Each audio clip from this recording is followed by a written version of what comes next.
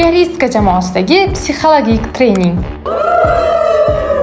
Har 2-3 oyda Piaristka jamoasi rahbari Gulruhoyim Yusupova jamoasi uchun turli xil trening, tadbir, madaniy va ma'naviy hordiq uchun kun ajratib, alohida mutaxassislarni jalb qiladilar. Bu safargi treningni malakali psixolog Aziza Abdullayeva o'tib berdilar. Trening birinchi marta emasligi uchun barcha jamoadagilar Aziza opani ko'rishi bilan beriladigan metodikalar uchun varaqlarni tayyorlab olishdi.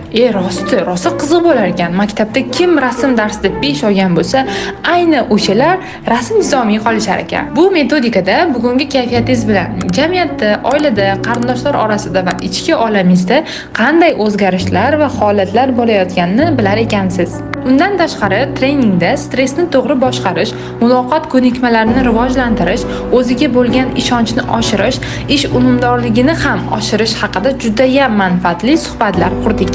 Trening juda ham zo'r bo'ldi. Haqiqatan ham uzoq muddatli natijani va albatta insoniylikni unutmagan jamoa rahbarigina o'z jamoasi uchun qayg'uradi. Agar sizda ham bizni ahil jamoamizga qo'shilish istagi bo'lsa, bizga obuna bo'ling.